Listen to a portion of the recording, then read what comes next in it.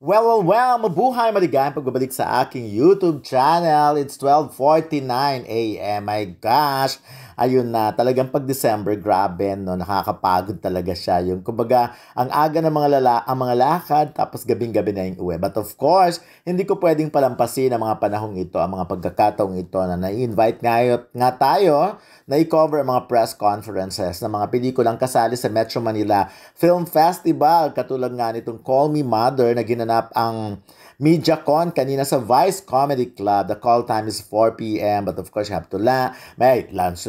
Of course, magdi-dinner pa, kwentuhan. And then 5 p.m. And then, yun na, umabot na ng mga 6.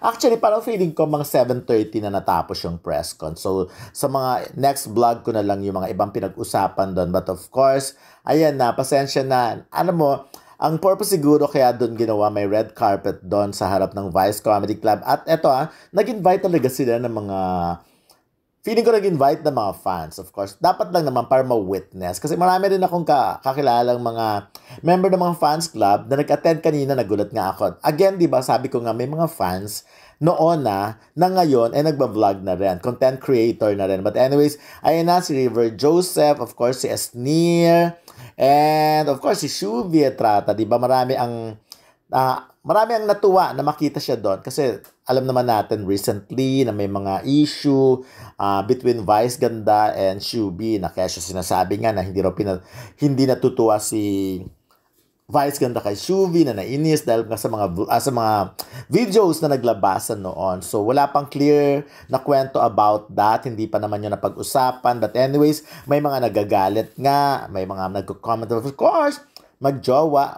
Nakita niyo naman, ako tuwan-tuwa ako sa closeness ng PBB, the collab na ito. Yan, nakita naman natin si Mika Salamanca, si Brent, at syempre, Brent Manalo. At syempre, ayan, ito, sa loob na to ng Vice Comedy Club, parang sa lobby ito ng Vice Comedy Club, loob. Tapos, and then, gagawin yung press con, of course, dun sa stage. Ito, nakakatuwa lang kasi nga may mga invited nga. Meron silang mga, for example, kasi kami nakalagay sa namin ay media, pero may iba nga na, ayun, katulad yan, all access. Again, siguro may mga fans talaga na in-invite kasi sa ngayon nga, di ba, nauso na talaga sa press conference yung maraming in-invite na fans. Na, which is okay lang naman kasi sometimes kailangan mo rin talaga yung parang gano'n, yung ingay ng fans, yung gano'ng katinding crowd. So, syempre ang press naman ay hindi mag-iingay. Kami naman, observe lang. Ako, nakita ko talaga yung closeness ito. Si Esnir, si River, at of course, ano ba, may nabagsak pa. Si Esnir, at si Shuvi, of course. Pero syempre, ang agaw eksena talaga itong Mika at Brent. Talagang, in fairness pag titignan mo sila, very kahit na sabihin mong medyo sa simula parang off, di ba? Pero ngayon makikita mo ang closeness nila. Nakita mo kung how Brent Manalo, take care of Mika Salamanca. So, kaya hindi ako nagtataka na ang daming kinikilig sa kanya. 'Di ba? Sa kanilang dalawa, 'di ba? Remember sinabi ko nga na nung nag-cover ako ng Pure Gold, ayun na. Kung saan ang main event nga ay yung dalawa, talagang nakita ko. But of course, ayan, may mga ibang cast pa yan. Halimbawa, yan sila, si Iyamina, of course, si MC Mua, John Lapus, and Chanda Romero, Carmi Martin, yon, and a lot more. Sabi nga ni Vice, di ba? Kasi may nagtanong din talaga, bakit ba pag movie ni Vice? Ayan, ganyan na. Tignan nyo naman kung paano sila Mika at Brent. No? Ang sarap nilang panoorin. Actually, sobrang bagay sila. I like si Direk Junlana. Gusto ko yung height nila. Yung height nilang dalawa. Kasi parang, di ba maraming guys na ang gusto talaga nila medyo petite na babae, yung medyo. Pero si Mika naman ay hindi naman ganun kaliit. Kaya lang syempre, iba di ba? May pagyaka, pag-akbay. I'm sure naman hindi na rin ginagawa because nakikita nilang may mga press sa although of course, kilala rin naman namin sila. At saka talagang ganun talaga may nakakabit na media kasi sa amin para at least pwede kami maglakad-lakad. Ito kasing part na ito, sorry. Dumating na si Vice Ganda at si Nadine Lustre, of course. Ayan, nandito pa sila. So, meron pang photo op doon sa wall. May photo wall din kasi doon. Sa labas ito ng Vice Comedy. Kaya talagang maswerte din yung mga fans na nagpunta doon. Kasi malaya silang nakapag-cover daw, malaya silang nakakapag-videos, pictures. Ito yung sinasabi ko, so ayun na nga, marami na yung tao. Kasi kung sa loob yan ng ABS-CBN ginawa, of course, medyo limited. But this time, dahil nasa labas, yung mga bystander, syempre, actually, ang daming bystander, pwedeng yung mga dumadaan lang, so, napastop sila. So, ganyan. Ako naman gusto ko ang style ng ABS-CBN and Star Cinema, of course, sa pagpapacover, paggawa ng mga ganitong press conferences. Kasi talagang mararamdaman mo yung parang kang nasa isang event ka talaga. Siyempre may mga press con na parang, of course, na nandun lang, nakaupo na agad yung mga artista, tas konting kwentuhan. But of course, gusto ko rin yung ganon. Kasi nakakapag one-on-one kayo ng mga artista. But kasi pag ganito, talaga, sa sobrang dami ng tao, and of course, again, paulit-ulit ko na nga sinasabi na kasi sa press conference talaga ngayon, uso na yung mag-submit ka ng mga questions mo. Kumbaga doon, maswerte ka na kung mapili. Ako talaga, ever since di ako nagsasubmit, nakakapagtanong ako because, like for example, yung mga host, ang host kilala ko, halimbawa si MJ, di ba? MJ Felipe. But anyway, ayan. So, eto na, pumapasok na sila isa-isa. At, oo nga, parang ibang angulo ko nun. But anyways, eto, very sweet si Mika.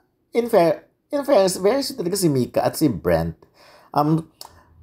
Parang gusto ko na ngang maniwala sa sinabi ni Vice Ganda sa press con. Kasi sabi niya nga, of course, ang mga PBB ang nag-provide ng mga kilig-kilig moments, especially Mika and Brent. Talagang yun daw, yung dalawa ang nagpo-provide. At doon nga binitawan ni Vice Ganda yung salita na sila na. Kasi tinatanong kung wow, parehas nga kasi silang Kapampangan. So, nung nag-invite sila in Kapampangan. So, kaya sabing ganyan, kabagay na bagay daw yung dalawa. At sinabi nga ni na sila na. So, it's up to all of you kung gusto nyong maniwala, kung talagang pero coming from Vice Ganda, diba, na si Mika at si Brent ay magjowa na. But of course, pwede rin natin isipin na baka promo lang ito ng Call Me Mother. Pero syempre, at baka malay din naman natin na observe din kasi ni Vice Ganda sa shooting ko, not unless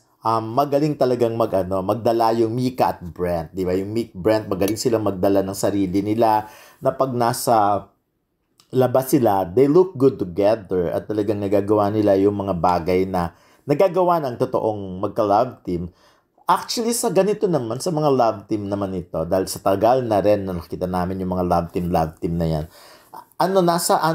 nasa lalaki sometimes, the guy, siya ang magdadala kung gaano siya kalambing sa babae, yung mga ganyan. So, doon nag-start yung kilig. Kasi ang babae, alam naman yung babae pa ang nagiging aggressive. Kay Mika at Brent, tamang timpla lang. Tamang timpla yung kay Brent na ganyan, maalalay, maalaga. At alam mo, ako nakikita ko si Brent na nai-enjoy niya na kung anong estado niya ngayon. Kasi, to be honest, before naman na-interview ko na si Brent, pero hindi pa siya Brent Panalo talaga. Hindi pa siya sikat. Parang, nag-attend ako sa isang event ng product So, at nandun siya. So, pina-interview siya sa akin, konting kwento, konting chika.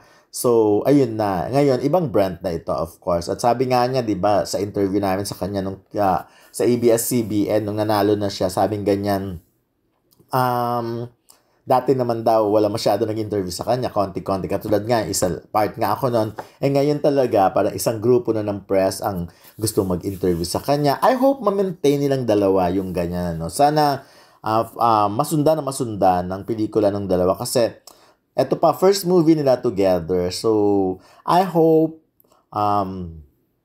mabigyan sila ng project na sila lang talaga. So, sana nga, kasi gusto ko talaga yung maraming artista, marami nabibigyan ng chance.